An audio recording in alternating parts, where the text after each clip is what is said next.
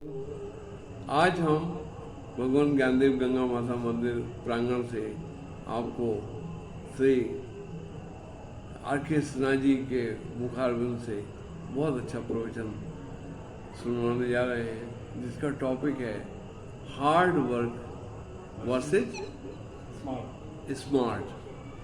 तो इस टॉपिक को सुनिए और अपने जीवन को सफल बनाइए। मैं योगाचार्य डॉक्टर गोपाल वर्मा आपसे यही निवेदन बार बार करता हूँ कि आप हमारे YouTube चैनल को सब्सक्राइब, लाइक और शेयर अवश्य कर दें, ताकि हमारा मनोबल बढ़े आप तक इन अच्छी बातों को पहुँचाने के लिए। धन्यवाद। बहुत बहुत धन्यवाद वर्मा साहब। और हर रोज की तरह आपका अपना आर.के. सिन्हा आप सभी उपस्थित सज्जनों को प्रणाम करता है। आर.के. सिन्हा जो आपका regular motivational speaker, ex general manager Coal India, और नौकरी से कर्म से रिटायरमेंट के बाद मैं सोचा कि थोड़ा सा सत्संग में भाग लेकर के कुछ तो समाज की प्रति सेवा भाव अपना अर्पित कर सकूं। और इस सेवा भाव में मैं बहुत सफल हूं और बहुत खुशनसीब हूं कि आप जैसे दोस्तों का साथ भी मिला। आप हर रोज मेरे लिए कुछ समय स्पेयर करके यहाँ पर आते हैं। आपकी अच्छी अच्छी बातों को मैं भी सुनता हूँ, कुछ ग्रहण करता हूँ, और जो कुछ मेरे को आ रहा है आपके सामने अर्पण करता हूँ। कल की चर्चा में एक बात निकल करके आई थी कि what is hard work. Hard work क्या है? जेंटलमैन, कोई भी ऐसा वर्क जो मुझे पसंद नहीं हो करना, फिर भी करना पड़ता है, वो है हार्ड। कोई भी ऐसा वर्क जो मैं करना नहीं चाहता हूं, लेकिन फिर भी किसी वाई के चलते, कल हम लोग बात किए थे वाई पर, क्योंकि कोई भी कर्म वाई से जब जुड़ा जाता है, कारण से जुड़ाता है, क्यों ये किया जाए, तब जाकर के वो कार्य जो होता है प्रसन्नता के साथ, पूरी लगन के साथ और संपन्न होता है। तो इस वाई के चलते हमको जो काम नहीं भी पसंद है वो भी करना है, वही हार्ड वर्क है। और जैसे जैसे हमारी सभ्यता बढ़ते जाती है, वैसे वैसे वर्क का डेफिनेशन भी बदलती है। शायद कभी किसी जमाने में जब मनुष्य की सभ्यता चली हुई होगी, तो हल जोतना भी बहुत बड़ा हार्ड वर्क है, बहुत बड़ा हार्ड वर्क है। लेकिन जब सभ्यता का विकास होता है, अर्थात मानव मस्तिष्क का सोच का दायरा बढ़ा, तो उसी हार्ड वर्क को बहुत सिंपल कर दिया गया और एक मशीन दे दी गई, जो कि महीनों जो काम करते थे वो घंटा 2 घंटा में। तो hard work has become simple work by the using technique developed by our own mind, our own mind. So every hard work can be made simple work by applying the mind in solely with that. So this is the definition as per me. हर जगह जहां भी इसको उपयोग करके देखिए, hard work का definition कहीं ना कहीं से मेरे जो दिखाता हुआ ही जो आज कार्य मैं कर रहा हूं, डेफिनेटली टेक्निक के अभाव में, सोच के अभाव में, एनालिसिस के अभाव में और समय अभाव में, क्योंकि किसी टाइम बाउंड में ही हम काम करते हैं। तो इस समय अभाव में भी जो कार्य किया जाता है, इसके लिए पसीना पसीना बहा दिया जाता है कि हमारा पूरा हो, वो काम स्पेसिफिक टाइम में पूरा करना कोई कार्य को until unless A smart brain is being applied. इसी को शायद कहते हैं जुगाड़, इसी को कहते हैं जुगाड़। by using a simple machine if you will use a danda to roll down a bhari big patthar, it can easily be done. But just by pushing, you can't do it. So that hard work, by pushing a big boulder or shifting it from one place to another place, is a big work. But if you will use a leverage type danda, a leverage type machine, that will be very easy to do. So this hard work to shift the stone boulder from one place to another place can be easily by using this lever. Similarly, if you are going to dig out tonnage of soil, it will be a hard work. But if you are using a machine, excavator, it will be very simple. So, what is required, sir? What is essential in doing a start of the work?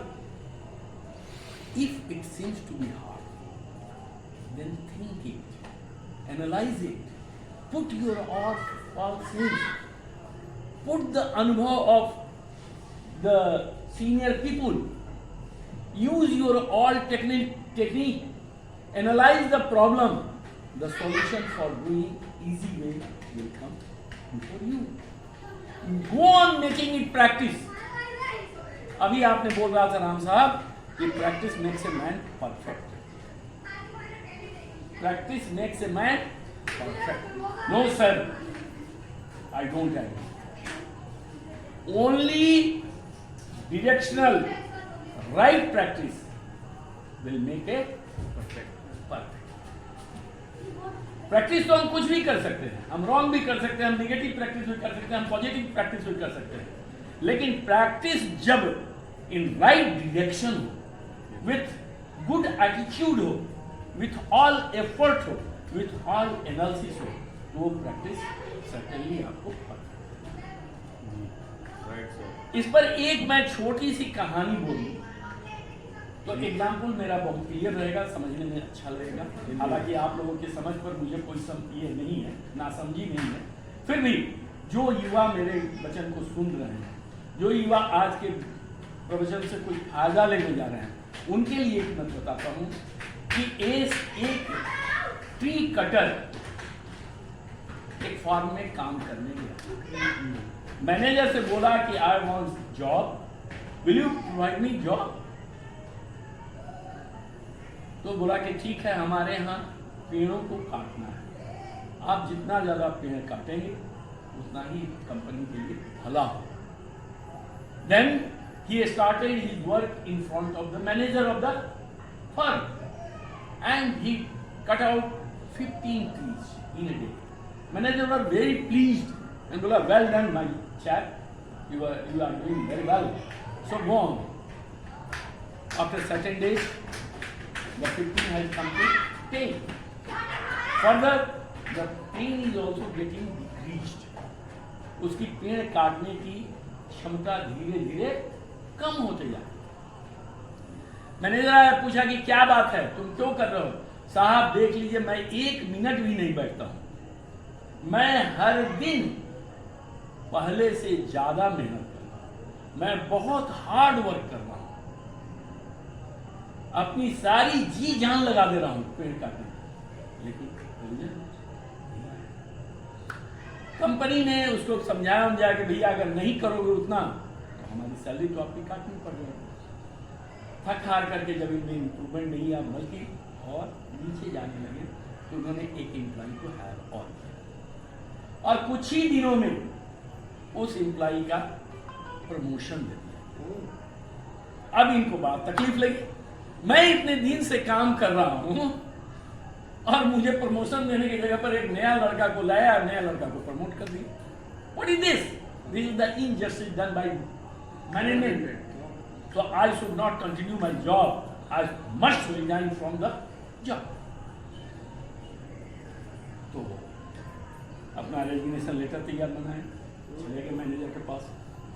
देने से पहले manager से बात किए, साहब क्या injustice आप लोग करते हैं, हम लोग जैसे गरीब आदमी के साथ आप लोग इंजस्टिस कर रहे हैं। You were the man who has appreciated my work and you told me that if you are going on doing such a good job, we will see that you will be placed at a certain higher level.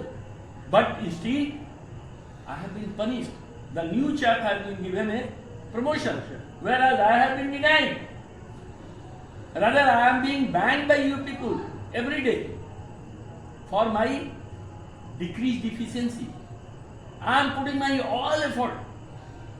Even I am not taking नाश्ता पानी, फिर भी मैं काम कर रहा हूँ, लेकिन आप हमारी इसको नहीं समझते। मैनेजर ने बोला कि इसमें कोई शक नहीं है कि आप बहुत मेहनत से काम करते हो। I am the weakness of that, but where is the result? Where is the result? आप 15 पेड़ काटा करते थे, अब 8-9 पर आ गया। रिजल्ट कहाँ है सर? तो बोला कि मैं क्या करूँ, मैं रिजाइन करता हूँ। बोला कि नहीं, resign I don't want to lose a hard worker like you. So आप जो है जाकर के उस नए लड़के से तो पूछो क्या हुआ है कि उसकी एफिशिएंसी घटती ही नहीं है और आपकी एफिशिएंसी घटती जा रही है। एक बार बात तो करके देखो। गया वो उसके पास, भैया मेरे तुम तो अभी हाल में हो, तुम्हारी एक्सपीरियंस भी नहीं है, तुम्हारा हमारे शरीर के जितना तुम्हारा शरीर भी नहीं है, but you are getting promotion and you are doing better work than me. What is the secret in it? उस आदमी ने बोला कि थोड़ा सा बैठो मेरे साथ, थोड़ा सा चाय पानी पी लिया जाए तो फिर काम करेंगे। बोला ना बाबा, बैठने का फुर्सत कहाँ है, बैठ जाएंगे तो फिर एक पेड़ और कम कटेगा। बोला नहीं, रॉन्ग, तुम मेरे साथ बैठ। खैर ये श्रीमान उसके साथ बैठ गए। बैठने के बाद बोला वो आदमी, अच्छा ये बताओ तुमने अपनी कुल्हाड़ी को कब साफ किया था? धार कब लगा? तो बोला धार? तो बोला हाँ। आपने अपनी कुल्हाड़ी में धार चढ़ाई? बोला कि नहीं, उसमें तो समय नष्ट होता, मैं तो रात दिन उसे काटता रहता हूँ। बोला यहीं पर गलती करते हैं। मैं हर पेड़ काटने के बाद मैं 2 मिनट का विश्राम लेता हूँ, पानी पीता हूँ, चाय पीता हूँ और उसी देर में मैंने धार भी चढ़ा, तो मेरी इफिशियंसी बढ़ रही है, घट रही है। तो सर मैं आप लोगों से भी कहना चाहता हूँ, अपनी कुल्हाड़ी पर आपने पिछली बार कब धार चढ़ाया था? Yes sir. और अगर नहीं धार चढ़ाया है तो आपकी आज उम्र की जो कमजोरी दिखाई दे रही है, ये मात्र केवल आपके धार न चढ़ाने का, धार न पहुंचाने का कारण है, नथिंग एल्स। सो जेंटलमैन, प्रतिदिन हर कार्य को करने के बाद, एक छोटी सफलता के बाद उसको अपने अंदर धारण कीजिए और थोड़ा देर बैठ करके उस खुशी का मजा लीजिए कि आप कम से कम 5% काम कर चुके। ठीक है, 95 बचने दीजिए, लेकिन 5% कम कर चुके। उतने देर में बुद्धि पर, अपनी बुद्धि पर थोड़ा सा धार चढ़ा। हर कार्य को पूरा होने के बाद फिर से एक बार प्रसन्नता के साथ उठ खड़ा होइए और धार चढ़ा करके आगे बढ़िए। ये कहीं उम्र कुछ नहीं है, ये सिर्फ संख्या है जिसको कि गिनती गिनाए थे हमारे गुरुजी क्लास 1 में, प्राइमरी में। इस गिनती को भूल जाइए, मत याद कीजिए। 40 साल तो अपने घर का काम किए, अपने बाल बच्चों पर काम किए, बड़ा अच्छा लगा, और जब समाज को लौटाने आए 40 साल तो ये भारी हो गया, बहाना बना रहे घर पे बैठ करके, झूठ मूठ का बैठ करके आप बहाना कर रहे हैं। बाकी ऊर्जा में कहीं कोई कमी नहीं है, बशर्ते आप रोज धार चढ़ाएं, बशर्ते आप उसको रोज देखें, अपने ऊपर निगाह डालें कि मैं अगर इनएफिशिएंट हो रहा हूं, मैं अगर कहीं बैठ रहा हूं कुर्सी पर जाकर के आराम कर रहा हूं, तो किस कारण से कर रहा हूं? क्या उतनी देर में आप किताब खोलकर पढ़ नहीं सकते हैं? क्या अवेलेबल ज्ञान आप हासिल नहीं कर सकते हैं? क्या आप अपने सत्संग में बैठ करके जो उस क्षेत्र का अनुभवी आदमी है उससे सलाह नहीं ले सकते हैं कि मुझे अब क्या करना चाहिए? क्यों अपने आप में गुमसुम है? क्यों अपने आप में सेल्फ सेंटर्ड है? क्यों अपने आप में सेल्फ इंटरेस्टेड है? थोड़ा सा अपने दरवाजा को खोलिए, और खोलना है तो छोटा मुंह से मत खोलिए, बड़ा चौड़ा खोलिए, ताकि जो कुछ भी थोड़ी बहुत अच्छाई आवे वो आपके अंदर समाहित हो जाए। इसी पर एक और था कहानी, अकबर और बीरबल का। जैसा सबको जानता है कि बीरबल का नाम बहुत अच्छा था, बीरबल दरबारियों में सबसे श्रेष्ठ गिने जाते थे। इनसे बहुत से दरबारी इनसे जलन करके बोले अकबर से अकेले में कि हुजूर, बीरबल का आप सैलरी भी ज्यादा देते हैं, बीरबल का मान सम्मान भी ज्यादा देते हैं, और बीरबल कुछ काम भी नहीं करते हैं। आते हैं, आप उनको सम्मान देते हैं, बैठते हैं, प्रवचन करते हैं और चले जाते हैं। क्या कारण है? हम लोग में क्या खराबी है? हम लोग तो हमेशा आपके तीमारदारी में खड़े रहते हैं, आप जो बोलते हैं उसको पूरा करने के लिए जी जान लगा देते हैं, फिर भी हमारी तनख्वाह उनसे कम है, फिर भी हमारी इज्जत उनसे कम है। ये आप ना इंसाफी इस दरबार में क्यों कर रहे हैं? अकबर ने बोला, बहुत सुंदर आपने पूछा, आपने हिम्मत तो किया पूछने का, क्या कमी है आप लोगों में? कोई बात नहीं, छोड़ दीजिए इसको, भूल जाइए। दूसरे दिन के दरबार में एक श्रीमान को उठाया, बीरबल के एब्सेंट में उसको ले गए और बोले कि जाओ रामपुर में एक गाय बच्चा भी है, यह सब पता करके आओ कि खबर सही है कि झूठी है। बोले मैं भी बताता हूँ उसको। हुजूर गए, पता करके आए, हाँ हुजूर एक गाय बच्चा दी है। क्या है, मेल है कि फीमेल है? सर 2 मिनट और टाइम। फिर भागे गए रामपुर, फिर वहां से आए, हुजूर फीमेल दी है। अच्छा, किस कलर की है? हुजूर ने तो पूछा नहीं। अच्छा मैं जाता हूँ। फिर चले गए, हुजूर काले रंग की है। अरे वेरी गुड। पहला बच्चा है कि दूसरा बच्चा है? ये तो नहीं पूछा। फिर जाता हूँ, हुजूर दूसरा बच्चा है। अच्छा, दूध दे रही है कि नहीं दे रही? एक ही काम को पूरी दिन जा करके उन्होंने गाय का इंफॉर्मेशन जितना राजा चाहते थे उतना दी। उसके बाद बोला कि ठीक है, अगले दिन के दरबार में मैं देखता हूँ। बीरबल को बुलाया गया, बोला कि रामपुर में एक गाय बच्चा दी है, पता करो तो सही है कि गलत। बीरबल गए, अपना घूम फिर करके आए, बोले कि हाँ जी कैसा था? तो इनके कहने के पहले ही बीरबल शुरू कर दिए, श्री राम सिंह का गाय है, उन्होंने फलाने बाजार से गाय खरीद के लाया था, उसका गाय का रंग सफेद है, लेकिन उसको एक बाछी हुई है जिसका रंग काला है। गाय 5 किलो दूध दे रही है, अभी उसका दूध बिक नहीं रहा है, बच्चा के होने के 20 दिन के बाद दूध बिकेगा, क्योंकि अभी बच्चे को पीने के लिए दूध छोड़ दिया है। और इसी गाय के भरोसे वो परिवार जो है उसका जीवन भरण चल रहा है, रोजी रोटी चल रहा है, इसी का दूध बेच करके वो लोग खाते पीते हैं, यही उनकी आजीविका का साधन भी है। बोले वेरी गुड। अब दोनों को दरबार में आमने सामने किया, जो कंप्लेन किया था उसको बोले कि अब बीरबल से तो पूछो। बीरबल सब चीज बता दी।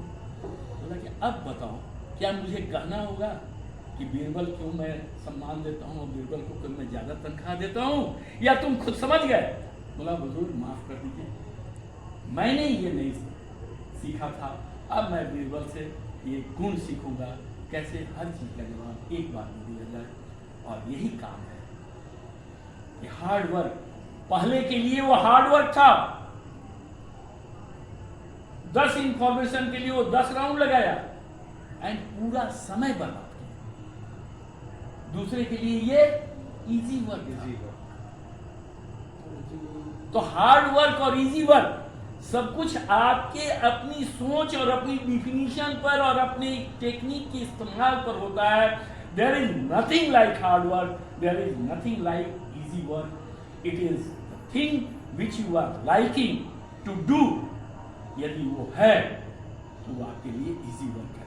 इट इज ओनली थिंग कि अगर आपके लाइकिंग के लायक नहीं है, फिर भी आप वाई को पूरा करने के लिए अगर अपना सारा चीज एफर्ट लगा करके उसको प्रेम करते हैं उस जॉब से, तो ये आपके लिए इजी हो सकता है। सो काम वही कीजिए जो आपको सबको करने में असुविधा हो, आपको भी करने में असुविधा हो, लेकिन लक्ष्य को सामने रख करके यदि उस काम को पूरा किया जाए तो वो इजी वर्क हो जाएगा। हमारा लक्ष्य सामने होना चाहिए।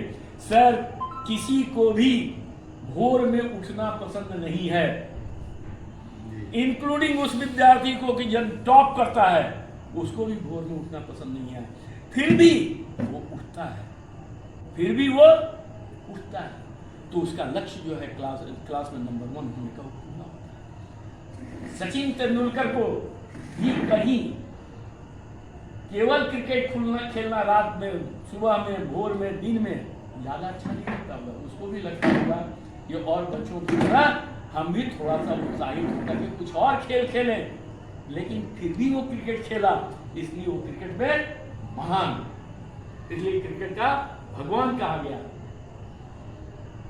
सब जब भी कोई काम नए ढंग से करता है, जब भी कोई काम नहीं करने का मन के बावजूद उससे प्रेम करके करता है, तो सर्टेनली वो सफल होता है और हार्ड वर्क उसके लिए स्मार्ट वर्क हो जाता है, उसके लिए इजी वर्क हो जाता है। मैं समझता हूँ कि कल के डिस्कशन पर जितनी हम लोग बात किए थे, वीडियो की लंबाई को छोटा रखने के लिए अब यहाँ पर काफ़ी है कि आज के लिए इसको विराम दिया जाए, और अगर कोई शंका समाधान है तो कमेंट में आप लोग लिखिए, मैं उस कमेंट का जवाब जरूर दूंगा।